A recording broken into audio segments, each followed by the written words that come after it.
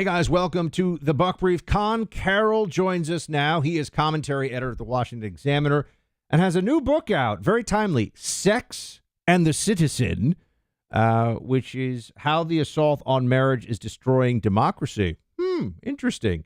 Sounds a little different than Carrie Bradshaw going shopping for fancy shoes and doing all kinds of stuff that I wouldn't recommend somebody do as a young woman in New York. But anyway, let's dive into some of this because, right now, one of the big things, Conn, the Democrats are grappling with, to the degree they honestly grapple with anything after an election, is why do men who are comfortable in their manliness and their masculinity run screaming, I guess not screaming, but run fast from the Democrat Party? Yeah, well, I think a lot of part of it has to do with the fact that they parked a Planned Parenthood vasectomy van outside their convention. This is a party that does not brand itself to men in pretty much any way. If you look at if you look at their website, if you look at any of their materials, they have sections for every interest group on the planet but men. So for them, there's every group, whether it's women, trans people, minorities, they are all a special oppressed class, and then men are just the oppressors. And until they kind of get over that mindset, they're just going to keep repelling men. When you look at this election most recently, but not even most recently, this is also true in 2020 as well. If you divide the population into four groups, you have unmarried men, you have unmarried women, you have married men, and you have married women. So that's four groups there. Republicans get three of those four groups. The married men vote for Republicans overwhelmingly. Married women slightly favor Republicans. Unmarried men slightly favor Republicans. But then the only group that doesn't is unmarried women. They overwhelmingly support the Democratic Party. So how is the assault on marriage destroying democracy? That's a bold claim. It's the kind of claim you put on the cover of a new book like Sex and the Citizen. Yeah, well, I would just ask people to think of any major problem in society today, and I guarantee you the decline of marriage is at the root of it. If you look at like income inequality, that is driven by the decline of marriage. If you look at crime, neighborhoods without married families have more crime. If you look at the loneliness epidemic, the loneliness epidemic is completely caused by marriage. If you look at polarization, as I show in my book, polarization is also driven by marriage. The more unmarried women you have, the more further left they go politically, the more further left they drive the Democratic Party, and you have more polarization. You have that famous meme going around of, a person who felt themselves, a little to the left, but then the Democratic Party keeps going left and left and left till they're in the center. That's how a lot of unmarried men feel these days. But what is pushing the Democratic Party so far to the left is unmarried women. Why does the Democrat Party have a hostility to the institution of marriage? Where does that come from? So I would say it's at best an indifference that then, because of their other priorities, undermines marriage. And I think when you go and you look at one of the seminal moments in the book that I talk about is the 1968 decision of King versus Smith. And so here you have the Supreme Court in 1968 getting rid of state man in the house rules. And so what this meant was that before this time, you would have states administering the welfare program, AFDC, and they would say, look, you can be eligible for this program, but if you have an unmarried man that's living with you, then you are no longer eligible for the program. What that did is it protected married families because it didn't discriminate against them. Because once you have a program eligibility that says if you were married, you're not qualified, but if you are unmarried, you are qualified, then that effectively discriminates against married families. So once the Supreme Court got rid of those rules, those man in the house rules, you have marriage penalties showing up in the welfare state. The problem being is that at the time, the welfare state was very small. It's basically just AFDC. But then you have just a slew of new programs, Medicaid, food stamps, Section 8 housing, pretty much all the Great Society, to the point today you have about $1 trillion worth of spending going through the state and federal governments that all punish marriage through marriage penalties in these programs. Now, the Democrats set up these policies to punish marriage? No, but because they, wanted to not discriminate between kids that are in an unmarried family and kids that are in a married family, they essentially created these marriage penalties. And so the confluence of those two priorities essentially ended up punishing marriage. Let's come back and talk about how this issue can be addressed in a positive way, right? We got a Trump administration coming in. What can be done to help rebuild marriage as an institution that is completely embraced by all elements and so embraced by all elements of society and also supported appropriately by the state, by the government? So, a lot of people hear about, wait, hold on. No, we have to pay bills. Hold on a second. Oh, Our sponsor, Legacy, our sponsor right here. Market veterans know that, Trump's coming in and things are looking pretty good. And Mark Chaikin has been around for about 50 years. This guy knows how the street moves and what goes on Wall Street. He saw an investment opportunity that he thinks could be huge for you. Mark Chaikin Analytics is his company. He sees a way to spot potential buying sprees on 5,000 different stocks before they occur. And Mark thinks it could double your portfolio. Look at his presentation for yourself. Make your own determination. Go to stocks2025.com for details on how his unique new discovery could double your portfolio over the next year. That's stocks2025.com. One more time, stocks2025.com. All right, now, what can be done to help rebuild those elements of marriage that have either been crumbling, under assault, sidelined, all that stuff? Sure. Well, the biggest thing you could do is first get rid of the $1 trillion in penalties in welfare penalties we were just talking about. Those are programs that are controlled by federal and state governments. You could easily rewrite the eligibility rules so that married couples were just as eligible as unmarried couples. That'd be a first step. But there are other steps you can do that are equally important. One big reason why you have the decline in marriage, especially since the 70s, is decline in male wages, especially relative to women's wages. So if you look at overall wages for everyone, wages have gone up. Okay, but the gains in those wages have been concentrated on college-educated men and women overall. Men without a college degree, their wages have actually fallen. So when you look at the policy areas that the federal government does that undercuts those wages, one big one is illegal immigration. The more low-skilled immigration you have, most illegal immigrants are low-skilled, that drives down wages for low-skilled men. So you already have Trump coming in, and he's going to do a lot to address that. You also have trade with countries like China. This is there are many studies that have shown that has decimated good-paying manufacturing jobs throughout the country. So we need to rebalance trade so that we can have more things built here in the United States. But then you also have we need to become a country that builds things again, right? It took just a year or two for New York City to build the Empire State Building. Now they can't build, or California's trying to build a bullet train, and it's taken 10 years and $30 billion. We just can't build things like we used to. And the culprit there is a series of environmental laws, the biggest among them, NEPA, the National Environmental Policy Act. And we can change those laws. We can repeal those laws. We can, stop empowering environmental activists to being able to stop all infrastructure projects and allow, big corporations, big developers like Donald Trump, like Elon Musk, to build things again. And of course, once you're building things again, that raises wages, mostly construction wages for men, and that means more men with higher wages, more marriageable men. You get more marriages. But really, it's something where you need to have this mindset for every area of policy. Instead of asking what's the best way for economic growth through the tax code, or what does the best economic through immigration, the question for every area of policy needs, how does this affect marriage? Because if we don't have people getting married, having kids, our society is just going to collapse. We're going to turn into Korea, where half our population is going to disappear within a generation, and we can't allow that. Let's talk Trump nominees here in a second. We'll get to how you think this. We're going to move it to the politics of the moment here, and dive in with Conn Carroll, Washington Examiner commentary editor. But we're just talking about the economy and how things are going for people. It's been tough out there because of prices, and that's not your fault. That's because the government spent too much money. It's because Biden spent a couple $1 trillion that everybody was saying, even then, hey, man, you don't need to do this. Don't do it. Don't spend $2 trillion. You want to spend $5 trillion more after that, but wasn't able to. It was nuts, okay? And you're paying for it at the pump. You're paying for it at the grocery store, that growing stack of unpaid bills. It's stressful. But there are options. There are ways you can get help. Done with Debt created new aggressive strategies designed to get you out of debt permanently without bankruptcy or loans. Done with Debt stands between you and bill collectors. They negotiate with your creditors to write off balances, cut interest, and stop penalties. They have a plan to put more money in your pocket month one.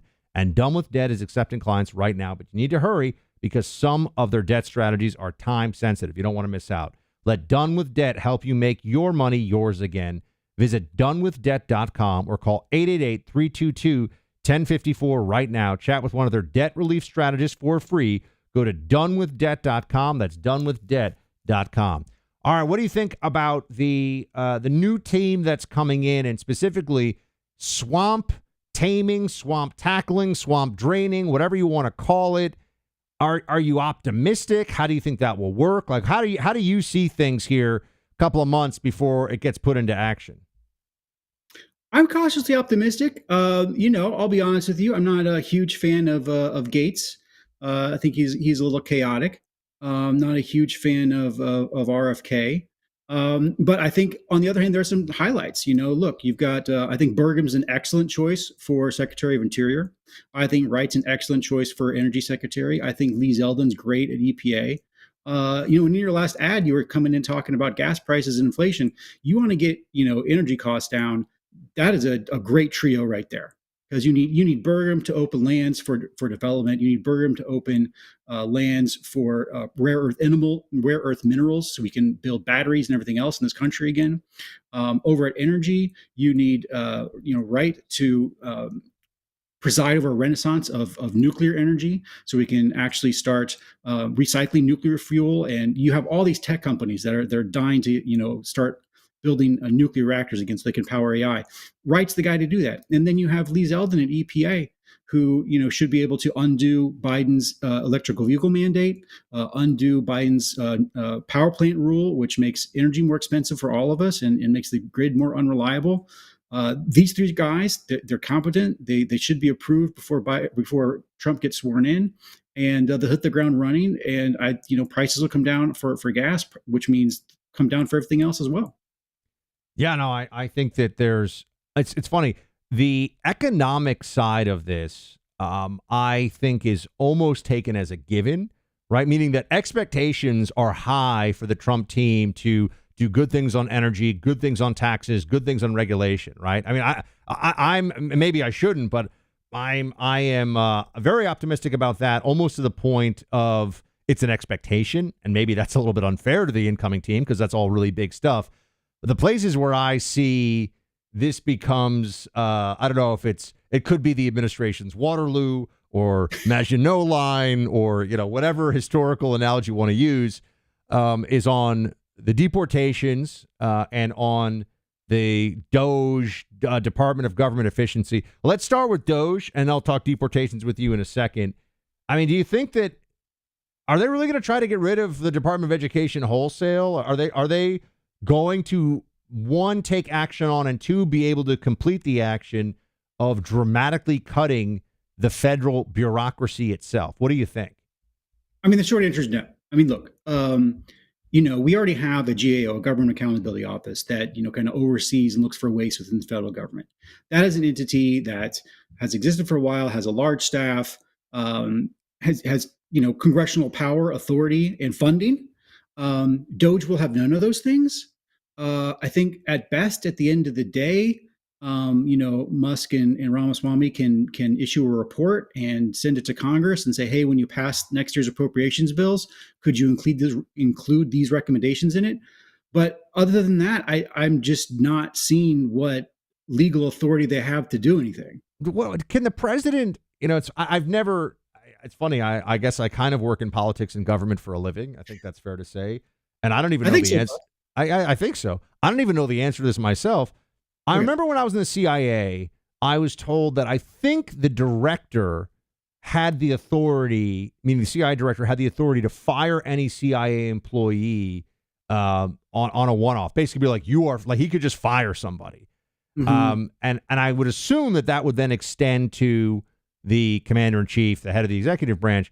But can you just fire 5,000 people from the executive branch if you're the president? Like, is there the lawful authority for the president of the United States to do that if he wants to?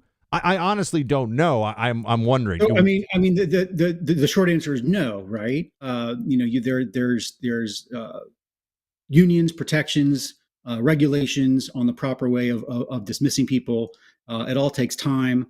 But you are touching on the issue, a close issue here of Schedule F, which of course was part of Project 2025, and I think probably will get adopted, which would expand the number of positions which are political appointees and decrease the number of career employees at each agency, so that the president would then been able to come in and fire more people. But adopting Schedule F is going to have to go through a regulatory process that's going to be fought through the courts. So maybe at the end of the day, you'll be able to get to a point where the president, department heads can snap their fingers and fire more people. But no, you can't just snap your fingers and fire everyone. Wow, sad. Sad. I'm sorry Sadness with Conn. Sad times with Conn Carroll. Well, let's not call that the segment. Let's not be the title. That's okay. Look, I mean, I do know. Here's my thing. I know what you said. I'm aware. Like I was in the CIA, so I'm aware of the civil service protections and all these things. But I just wonder, how does like the president really doesn't have the power to fire whoever he wants who works within the executive branch? Like that's kind of a crazy thing. Do you know what I mean? You are. I get it, and I'm sure the CIA is different, and they have different protections because of the national security implications of right, how you fire people at the right theoretically, time. If you got rid of your whole intelligence service overnight, it would be bad for the country. Right. I'm not so sure about that, but anyway, having worked there, but yes. But yeah, I mean, the president can fire a general whenever he wants. It's that's the national security priorities. But it's different for some regional bureaucrat at the Department of Education. That's just not the same system. But shouldn't they be even like now? You're talking about the system. I think what you're saying I know is true, and you're right. You're a very astute guy, and that's why I have you on. But if you can fire a general, why can't you fire a Department of Education bureaucrat? Do you know what I mean? Like what you're saying is true, but conceptually, these are excellent questions and points that go to a huge part of the debate over the governing of our country. Since the New Deal and the creation of the administrative state. What are the democratic controls that we should have over the bureaucracy? What are the checks and balances in there? This is a large body of debate and law that has been going on for 1940s to 80 years now. And yeah, these are not new questions, but they're difficult ones. My thing is if the head of an organization can't fire anybody in that organization, within some reason, right? They don't really work for that person. Do you know what I mean? And I just remember. I do. And it gets even worse on the state and local level. I mean, when you talk about, California trying to fix itself or Illinois trying to fix itself, those poor governors, they can't fire anyone because it's all through collective bargaining. So right. They can't even really reorganize or come into school. I mean, you have some superintendent, you're like, go fix the Chicago public schools. It's like, that's impossible because everything is governed through the collective bargaining process. Right. They have no real power. It's crazy. All right. But this is really interesting. I mean, this is what I think Elon and Vivek, I mean, I worry that Elon is going to see what a mess the government really is and be like, I'm out. I got to build rocket ships, which, by the way, respect. Maybe he sees what a mess it is, and then there's smart enough lawyers around him to be like, okay, these are the specific statutes you need to change so that the system can be reformed. Right. Well, that I think would be probably the best reasonable outcome from this based on how hard this stuff is. Let's come back and talk deportations here in a second. And also I would commend you all to go get a copy of Sex and the Citizen. It's family friendly, even though the title is a little it's about marriage. You go pick up your copy. History. I'm a partner here, and the sponsor for this segment is the International Fellowship of Christians and Jews. It's quite a time in Israel. Clay is going to Israel in a couple of weeks. They have been through a horrible time with this war against Hamas, but they're winning, and they're also winning against Hezbollah, and they're in a better position strategically now. They've been in a long time, and their allies have stood with them and continue to, and that's where you can come in. Israel needs your help. The International Fellowship of Christians and Jews has been building bridges between Christians and Jews for over 40 years. They've been on the ground, helping the vulnerable and providing security for Jews in both Israel and Ukraine. Thank you for your support during this critical time. Your gift helps the fellowship provide food, necessities, and security to those most in need. Standing with Israel and the Jewish people has never meant so much. Go to supportifcj.org to learn more and make a gift now. That's supportifcj.org or call 888-488-IFCJ, 888-488-IFCJ. Deportations. Can they ramp this part of it up dramatically, Conn? Are you optimistic about where this is going? I am optimistic, although I'm probably think there's going to be a lot fewer deportations than you do. Um, Look, I mean, basically, you have Oh, I'm worried. kind of You might think that I'm worried about how this is going to go because the cameras are going to come out and everybody is going to be, a crying grandma who's, been like working at the puppy shelter for the last 20 years. You know what I mean? It's just going to be a mess. Well, I mean, hopefully Stephen Miller learned his lesson and doesn't do that, right? So, I mean, there's a lot of popular or unpopular things the Trump administration did in their first administration, like separating children, which was ineffective and dumb, right? So, hopefully they don't try to do those kind of stunts again. But there are a lot of things they can do that are popular and would be effective. One of them, first of all, would be shutting down Biden's parole programs, the CHNAV program, where they fly people into the country, and the CBP-1 app program, where they make appointments to enter ports of entry into the country. Shut those down. That's easy. Then from there, you restart the Remain in Mexico program. Keep instead of releasing migrants into the country, send them back to Mexico where they can wait for their asylum hearings. And then after that, when it does come to deportations, not many people realize this, but there are 1.2 million illegal immigrants in this country who have already had all their due process, meaning they've gone through all the stages of the court and the judge has issued a deportation order. So there's no more legal wrangling here. This person has been adjudicated out of the country.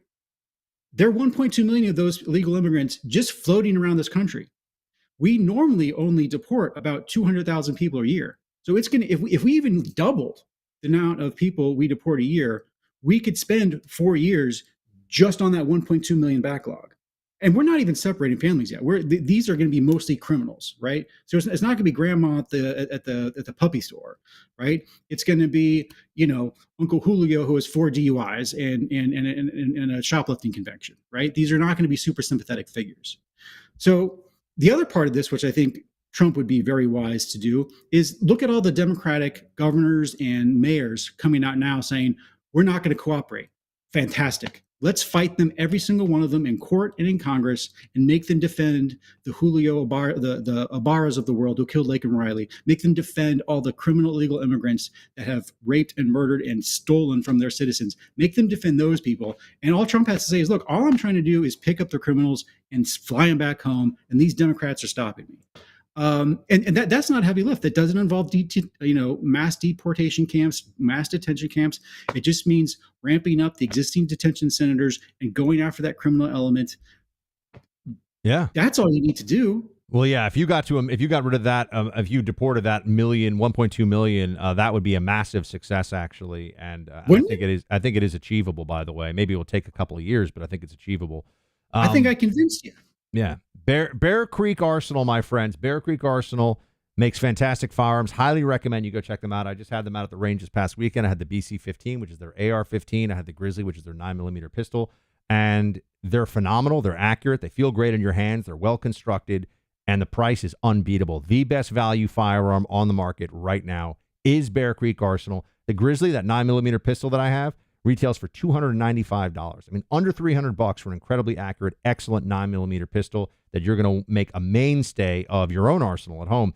Don't wait to experience your new favorite handgun or rifle. Go to bearcreekarsenal.com. That's bearcreekarsenal.com. Conn Carroll, everybody. Conn, thank you for being here. And everybody go get Sex and the Citizen and go read his brilliant stuff at the Washington Examiner. And we'll come back soon to talk to you about Project 2025 because you apparently know what that thing is, which is good. Because everyone else is just talking about it. The Heritage Foundation produced it every 4 years. It's not a new product. No one even knew that. Look at this. Conn Carroll, he's amazing. Anyway, thank you, man. Good to see you. Appreciate it. All right. Talk to you later.